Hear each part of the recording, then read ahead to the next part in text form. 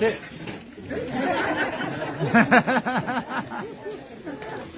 I wait all year for that.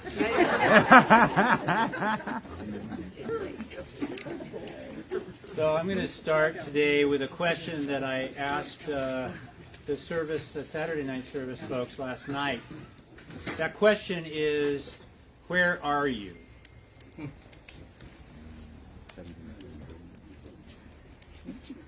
Where are you? 1707 Golden. So, okay, right. That is correct. 1707 Goulden Road, Oakland, California, 94611. But I think you know what I mean when I ask that question, where are you?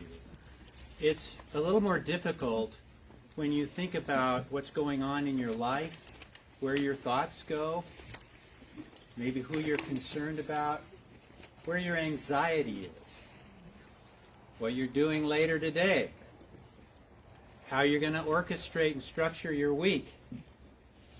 Maybe what you're thinking about is years ahead.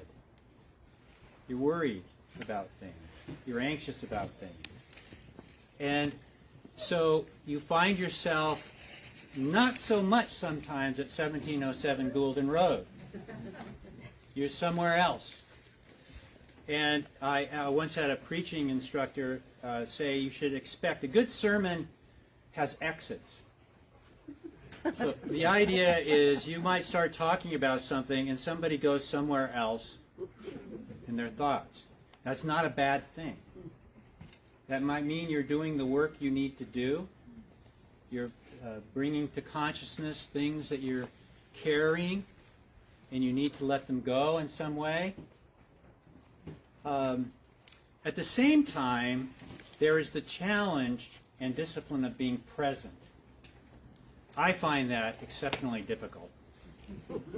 I am always already on to the next thing sometimes. I'm already worried about those things, or how it's going to happen, or how to move forward with my life. I'm thinking about those details, but the purpose of, at least one purpose of St. Francis Day is to embrace what's present before us. And certainly all these animals help us, do they not? They're not worried about this afternoon. Maybe a little worried about the dog behind them. I think they're worried about their dinner. They may be worried about their dinner. Maybe wondering why one dog is getting treats and they're not getting treats. But they are present. Just as this creation, this beautiful planet is present to us. They teach us to be present. And Jesus said, why are you worrying about tomorrow? Tomorrow will take care of itself. Look at the birds, look at the dogs, look at the cats. The cats are sorely outnumbered today. Special prayers for the cats.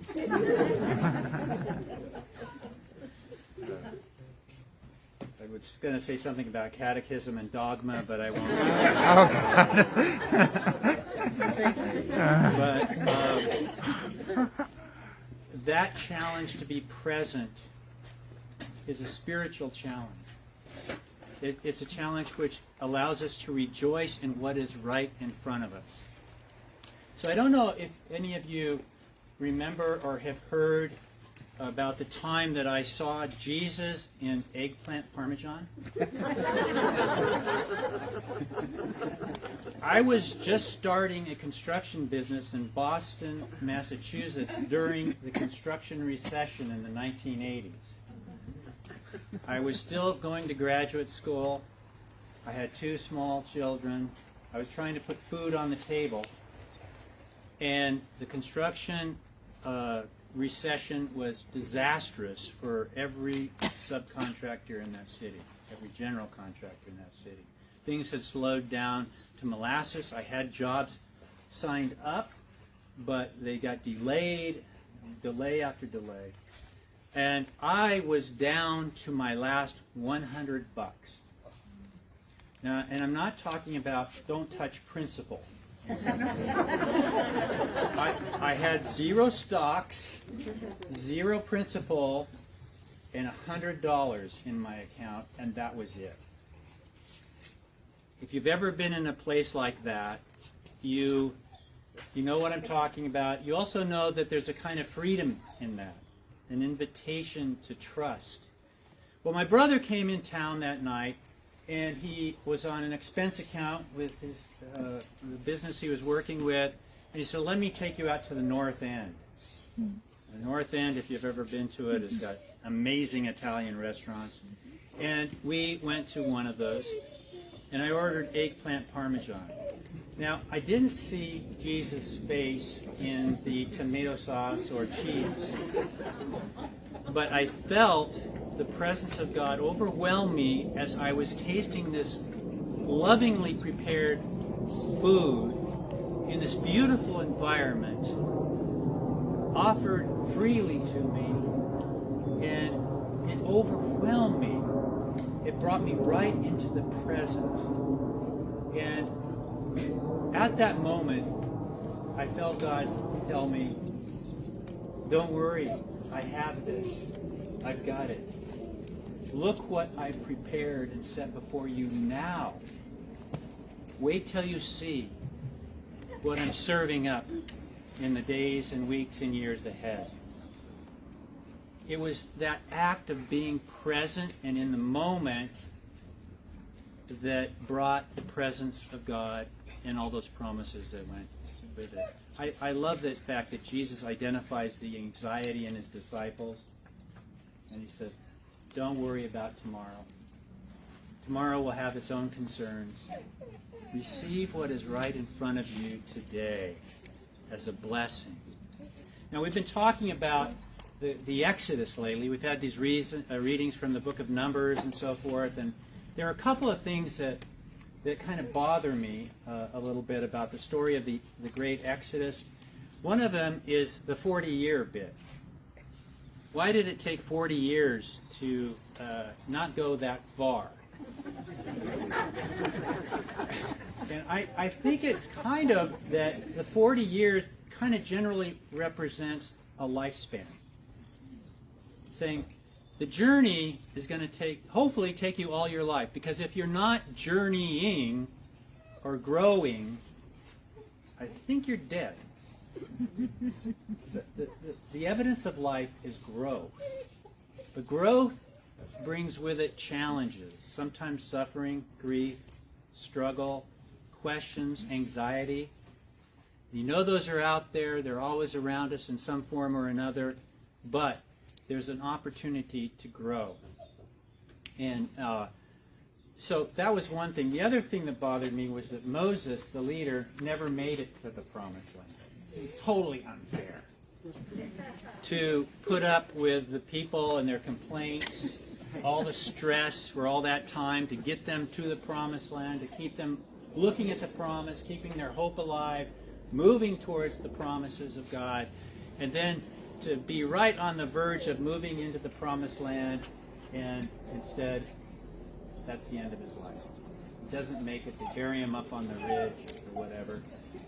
Now, we were speculating at the other service afterwards at coffee that maybe he'd had enough of the people. Like, why don't you just go ahead? I'll be fine. Just 40 years is enough. Kind of enjoy the promised land.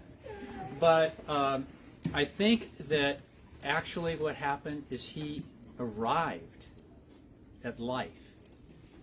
Now, it's a dangerous thing to put too much emphasis on something or a place or a time as a solution to your problem. He could have moved into the promised land and thought, this is what we traveled 40 years for? But what I think Moses did was he arrived at the deepest promise of God. That through those 40 years you eventually learn, oh, you know what? God is all around us all the time. Each day has its blessing. Each day has its challenges.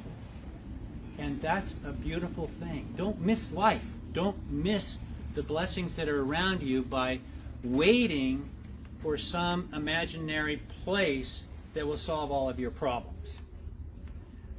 Life is a journey. Life is the journey. Life is in the journey. It's not in the arrival primarily. And that's hard to hear. People, know that I recently sold a house that I lived in. I had been working on for 40 years Just saying. as a contractor. I wanted to rebuild this house. I put love into this on every corner, raised the house, put the foundation, and I did all the rebar myself. I did the carpentry. I did, and I know every little corner of that house. And was it difficult to let it go? And you know what? Surprisingly, no. Surprisingly, I realized that the life of that house and my relationship to it was the process. The stories were in the journey. The stories, the discoveries, the creativity was in the act of moving forward. And so often we worry about getting to a place where we can stop or settle